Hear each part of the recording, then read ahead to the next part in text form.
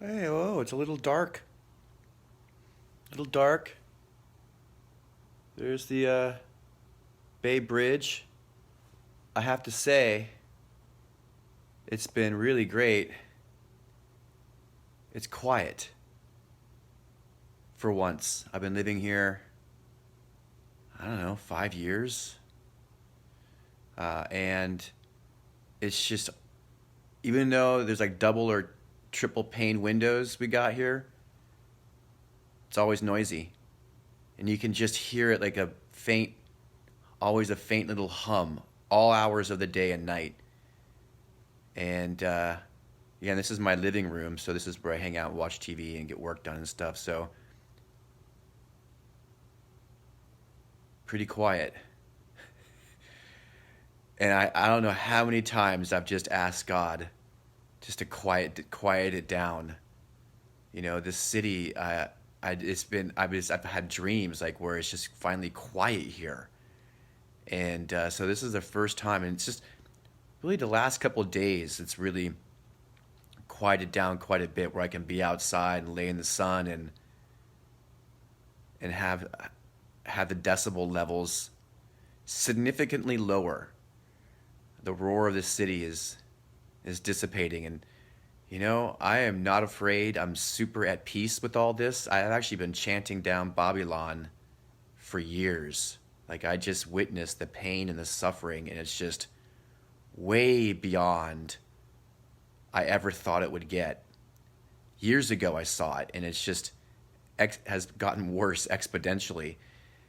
And so it just has motivated me for myself to get even healthier and more centered and stronger relationship with our Creator.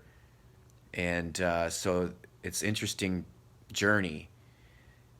And so, you know, I've been working towards this for years and positioning myself with my living situation and my career paths to be able to pivot at any given notice, so I still have a roof over my head and organic food in my mouth and nourishment. So you know, I hope you guys. I want to implore you to. I mean, a lot of us were just running around so fast, and this is just a. I mean, from a Christian's point of view, this is it. It's not coming back. I mean, all the signs are there, and I can't even imagine what it would be like to be a non-believer. But even when I was a non-believer just 2 years ago, because my whole life really, except for when I was a kid, I was a believer up until, I don't know, high school, junior high, uh, stopped going to church. But yeah, I still, last 20 years of my life, just knew that this kind of living, this kind of sinful living, was never going to work out for the world. Like, I still believed in like the Sodom and Gomorrah, you know, consequences for living in such utter sin. I mean, pretty much everybody I know, including myself, is just constantly sinning. And but luckily, I feel like I've cleaned up a lot of that. You know, especially around the sex, drugs, and alcohol, and gluttony, and lying, and stealing, and cheating, and I wiped all that part out through the grace of God. But a lot of people are struggling with that. Adultery. I mean, there's a sin is a sin, and so I'm ready for him to come, and I'm completely at peace. And let's do this. Just the people are probably tired of the suffering, so this is the final showdown. I believe this is the judgment day, and it's really incredible. I'm actually quite excited for this for the suffering to go, because we certainly cannot go back to how things were a month ago with all the, it's just filth and greed and lying and cheating, and no one's eating healthy and buying up crap and waste, and it's insane. The drugs, everyone's on pharmaceuticals of one sort or another, getting drunk, getting stoned, drinking coffee, like everything, just get away from just being still and being healthy and without things. Like everyone, we just had to keep piling on more and more stuff. And it's just, God's like, that's it. So it might have been a man-made bioterrorism virus that leaked out by accident. But either way, God's overseeing this, and Judgment Day is coming, and that's what's going on. So what a great time just to get with God. It's don't God and Jesus is not a weird thing. It's only because you've probably only met people, super Christians, who are weird and not practicing what they preach. So I never really met any Christians that were practicing what they preached. In fact, most of them were creepy and quite the opposite. So that's why I think it took me so long. I just discovered it on my own, really, is really ass backwards. How I found Jesus 2 years ago is through an atheist, but he was speaking to the Bible through a psychologist lens.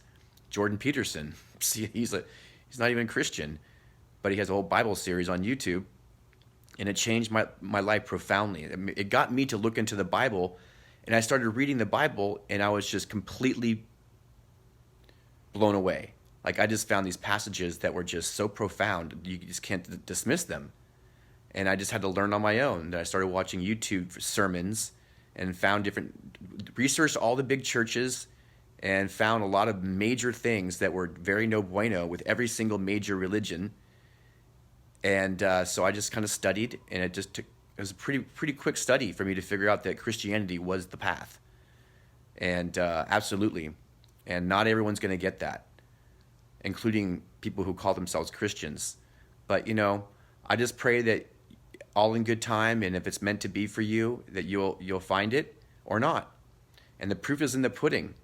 So can you sleep at night? Can you fall asleep? Can you lie down in bed and smile and be so thankful for everything and feel rested and accomplished and honest and healthy and get a really good night's sleep and wake up naturally blissed out and thriving and ready to serve the world and do your part each and every day of the week? That's the real test. And if you're not there yet, then you gotta shift some things. So here we are. God just made it so we had to drastically change our lives, move back home with our parents, our aunts and uncles, cousins, because we're going to get kicked out of our house, lose our mortgage, our car payments, whatever it is we've piled up, lose all our money in the stock market, whatever we've done, it's gonna come right back into our faces and be exposed. And it's a good thing. It's like ripping off the Band-Aid. I don't want suffering on anyone, especially the old and the unborn babies. Thou shalt not kill, So I just trust that God's plan is in full effect. And I highly recommend just cleaning up your diet. Get rid of all the sugar, all the alcohol, all the caffeine, for starters, all the pharmaceuticals, no more painkillers, no more nothing. And just give your body a break and get that stuff out of your system. All the junk food, processed food, all of it. Just get rid of it all. And then I think you'll start to see, you'll have room for spirit to come in. And that's all I can really help you with on that one. And the rest will come. But if we're just clouded with all this junk, we're not getting God's clear message. All right, guys. Of course, no one's watching this.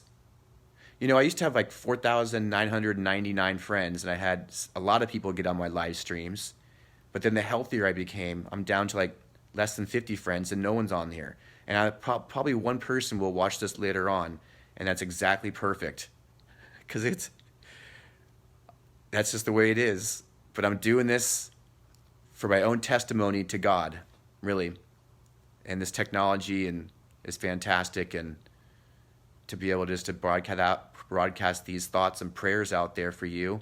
And I'm praying for everybody to get well and stay healthy. No matter what, just buck up and get it done and take care of yourself. Put your own oxygen mask on first, and then then everyone around you. So if you can't fully take care of others until we fully take care of ourselves. So that's a tough lesson to learn because we feel like we don't deserve that, but we do. And I don't suggest going to church, but I do suggest looking into the spiritual teachings from the Bible, the Christian Bible, in whatever unique ways, you'll be guided. And I definitely highly recommend Jordan Peterson's YouTube series. There's a whole Bible series. He's got these lectures. There's like 10 or 12 of them. Jordan Peterson, he's a University of Toronto psychology professor. And watch those. And then that will lead you to, there's a new series that's going to be live streaming tomorrow night, all week, every night of the week, each episode called The Chosen. That's an excellent all ages for the family. And then my guy is Gino Jennings. He's a pastor in Philly. And he's just straight hardcore pastor who's not afraid and just calls out all the sin, but calls out all the grace and love as well. So it's got a tough love approach that really resonates well with me. And just love and honor your parents. That's the first commandment, is to love and honor your parents. That's crucial, especially before they pass. That's what it's all about. That's what it's all about. All right, you guys, I love you, and may peace be with you. Sorry it was so dark, but that's just how it is right now.